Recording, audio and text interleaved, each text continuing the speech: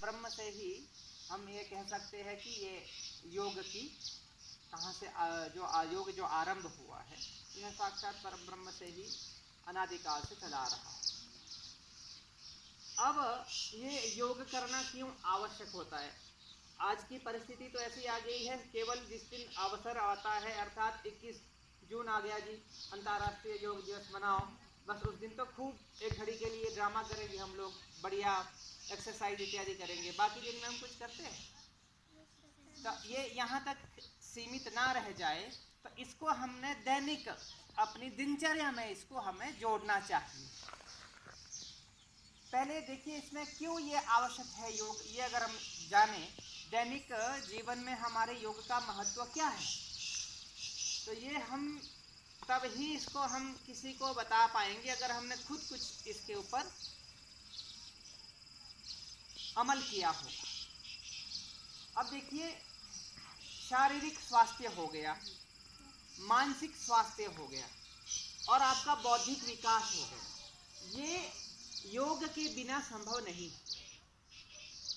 कोई बलिष्ठ होना चाहता है, अगर वह योगिक क्रियाएं नहीं करेगा तो वो कैसे वो बलिष्ठ होगा?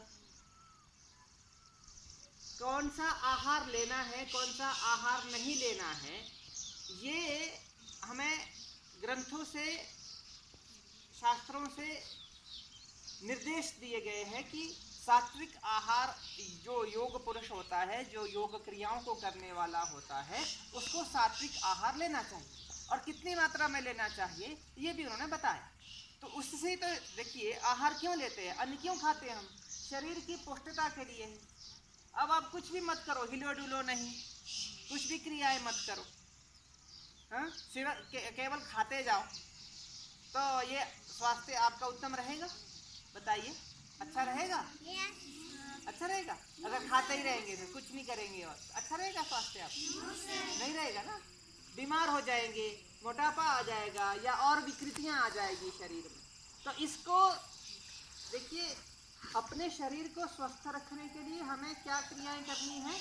योग अवश्य ही अपने जीवन में हमें करना है। दूसरा, मानसिक स्वास्थ्य। मानसिक स्वास्थ्य क्या?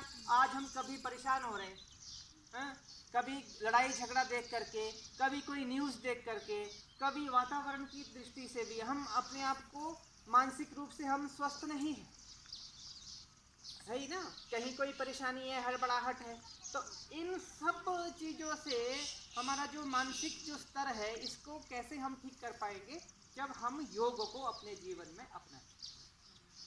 बहुत सारी योगिक क्रियाएं हैं, योग आसन है, जिसके द्वारा हमारे जो स्ट्रेस होता है, दबाव होता है या फिर कोई टेंशन इत्यादि अपने जीवन में हमारे दैनिक दिनचर्या में जो है उसको दूर करने के लिए, मानसिक स्वास्थ्य को उत्तम करने के लिए हमें योग का आश्रय लेना ही पड़ता है।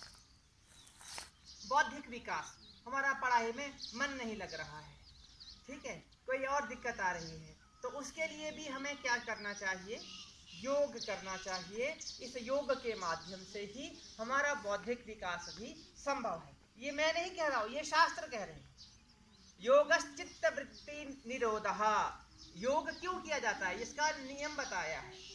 चित्त की वृत्तियों का निरोध, अंकुश करना। देखो बच्चों, मन जो है ना भटकता रहता है, ठीक है, एक जगह नहीं लगता है, पढ़ाई में भी नहीं लगेगा। कभी बोले अगर पढ़ाई में बैठेंगे आप, जबरदस्ती आपको बैठाएंगे भी, तब आपको क्या होगा?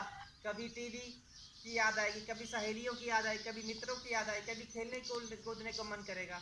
तो उस चित्त की वृत्ति का निरोध, कभी खाने पीने का मन करेगा, अर्थात वो एक जगह नहीं लग रहा है। अब उसको निग्रह करना है, उसको यदि नियंत्रण करना है, तो वो योग के माध्यम से ही संभव है।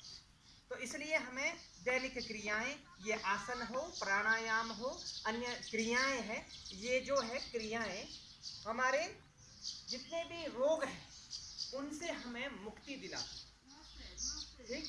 तो जिस तरह से आप योग करेंगे, अवश्य ही उसका हमारे जीवन में महत्व है और लाभ है। तो आप हम सब आज इस योग दिवस को मनाएंगे और अच्छे से आसन करेंगे और ये संकल्प लेंगे कि प्रतिदिन हम योग अवश्य अपने जीवन में, दिनचर्या में करते रहेंगे। धन्यवाद।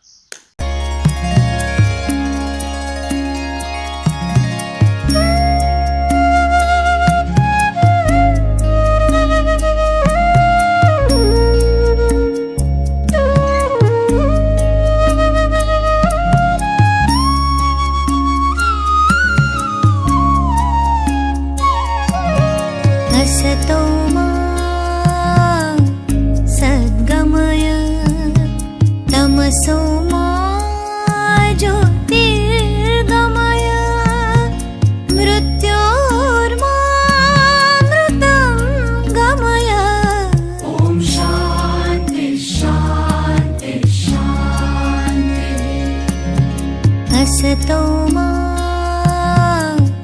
सद्गमय तमसो मा